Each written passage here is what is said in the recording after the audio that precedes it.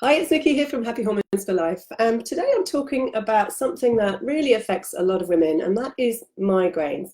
Now, when I first started working with women, I couldn't believe how many people said they suffer from this, and they'd suffered for years, and that there was really no solution to it, and they were just medicating when possible. But again, with migraines, it's often the case that the medications don't really touch it, and you just have to lie in a dark room for a few days. It's quite astonishing how many women are suffering, or generally how many people are suffering, not just women. But according to NICE, when I looked this up, there are an estimated 190,000 migraine attacks every day in this country, in England, just in England. And 6 million people suffer from migraine in the UK generally. Women are much more susceptible to men, and the age group 35 to 55 is at the highest risk as well. And we talk about that age group, midlife, perimenopause, and all of that. So there is a factor there. Now, migraines differ from normal headaches. They are much more intense, and they sort of cause throbbing pain, usually on one side of the head, and they can last from a few hours to a few days. And most common symptoms being, throbbing head pain or light or sound sensitivity, dizziness, that kind of thing. So what are the main common triggers behind migraines? Firstly, you've got hormone changes, often associated with your monthly cycle. Sometimes they're called menstrual migraines, but not always. You don't have to have a cycle to get them. And what are the hormone changes we're talking about? We're talking about the dramatic drop in estrogen just before your period, or during menopause or after menopause, which can really trigger the pain and the throbbing. You've also got low serotonin can be a trigger, because serotonin helps manage your pain. So low levels of serotonin can be caused by low estrogen. So estrogen has a role in producing serotonin. Serotonin levels are affected by daylight. So if you're stuck inside all day and you're not seeing any light, especially in the middle of winter, or vitamin D, you need to produce serotonin. Low protein intake is another one, because serotonin needs tryptophan, which is an amino acid found in protein. So if you're not having much protein, your serotonin can be affected.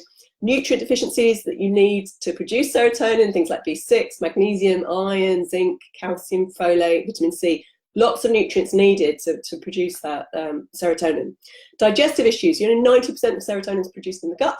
So any kind of gut health problems, digestive issues, we can get low serotonin through that. Certain medications can disrupt it.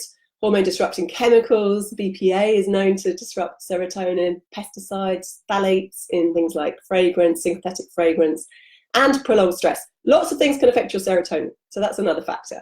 And then we've also got this thing, inflammatory response. So when we have our cycle, when we bleed, the body sends in or produces a lot of things like prostaglandins, they're inflammatory chemicals, and they're there to sort of heal. The body thinks there's an injury going on, so it goes in to heal it with these inflammatory chemicals, and that's where we can get the muscle contractions and the cramps.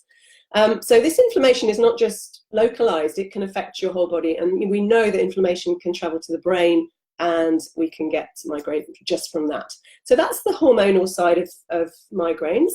The second big one is inflammation. I've just mentioned it, not just localized, but inflammation travels, and inflammation can come from other parts of the body, so it may not be anything to do with your cycle. So from the gut is one of the main areas where inflammation can happen. And we know that any sort of underlying infections or imbalances in your gut flora can stimulate inflammation in the gut.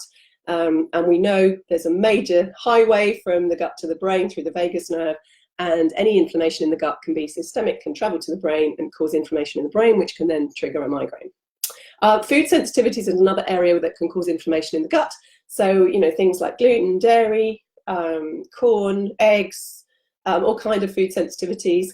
So just, need to be aware of that and what's causing symptoms for you, and see if you can see if that's a pattern or trigger for you. And of course, musculoskeletal issues, if you've had an injury to your back or your neck or whatever, that's obviously an area that can cause inflammation. The third biggest area or biggest factor for migraines is stress.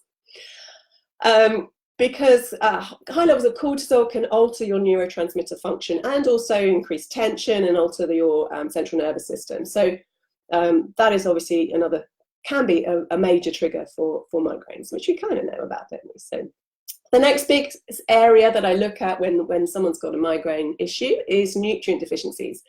You know, we need a whole set of nutrients for our brain to work properly, as well as creating that serotonin. We need nutrients to help with our brain function and our nervous system. And many of these nutrients can get very deficient as we get older, especially for women over 40.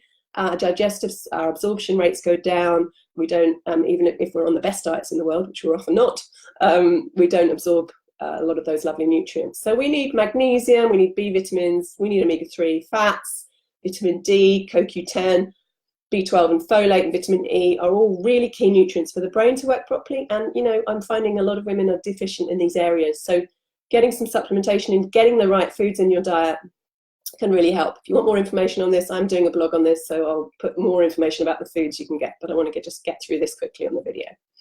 The next big area is toxins. We know that certain chemicals and additives and environmental toxins can really mess with our brain neurotransmitters, but also trigger migraines.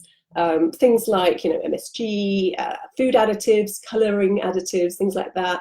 Artificial sweeteners are a big one. Pesticides on non-organic fruit and veg, and that group of chemicals called phthalates and BPA cluster, all really key triggers of, you know, inflammation basically, and oxidative stress.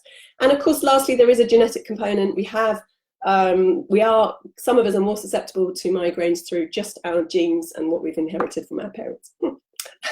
So let's get on to the good news. There are some natural things you can do. We really want to, first of all, clean up the diet and make it as anti-inflammatory as possible. So lots of antioxidants, fruit and veg, avoiding all the sugar, the refined carbs, the vegetable oils, they're really bad fats. Avoiding processed foods, which are all cooked in vegetable oils, so we want to be staying away from those, except for the healthy ones. There are some out there. Alcohol and caffeine as well can be triggers if you're sensitive to that. We want loads of omega-3 fats in the diet. Omega-3s are anti-inflammatory, so we want lots of oily fish. If you don't eat fish, you need to be taking an EPA DHA supplement, which I'll come to in a sec. We want to keep our blood sugar nice and stable to balance insulin and cortisol, and keep those hormones nicely on track. If you're estrogen dominant, you need to support your liver with cruciferous vegetables. Look them up, there's a long list, and really supporting your liver. So getting that really supported and working well. If you're low in estrogen, you really want to be trying to eat lots of phytoestrogens, which are these plant-based estrogens in your diet, like organic soy and flax seeds. They help to balance your estrogen levels, so you can avoid that major dip, which can trigger the migraine. You want to be supporting your gut, so I would be avoiding anything you might be potentially sensitive to. So go gluten and dairy-free for 4 weeks, see what happens, because often that'll just take them out completely. Lots of probiotic foods as well, you know, live cultures, to really keep that gut balanced. Stay hydrated.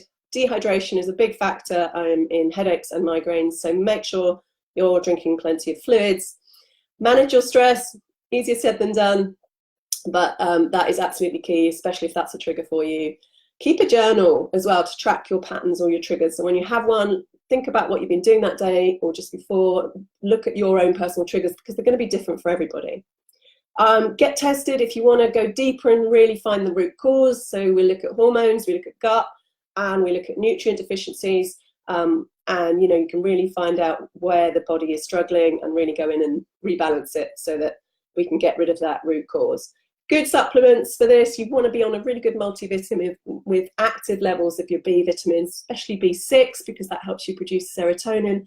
You want to be on a really strong EPA, DHA, omega-3 supplement. There's some really good ones out there with high levels. You want around about 1,000 milligrams minimum of the combined of those two, EPA and DHA. You want vitamin D3 and K2 because they work to protect your brain. Vitamin C, especially if you're stressed. Magnesium is a brilliant one. It's a relaxation, so when you've got those cramps and that inflammation, it can really help to relax those muscles. Citrate or glycinate are the best magnesium forms to be absorbed. CoQ10 has been found to be really helpful with migraines as well, and also, you know, anti-inflammatory. You can't get better than turmeric or curcumin for a general all-round anti-inflammatory supplement. I hope that's been helpful. I know managing migraines can be a full-time task, but I hope you've got some things here that you could try. And, you know, if you really get to the root cause, you've got a much better chance of getting rid of them once and for all. See you next time.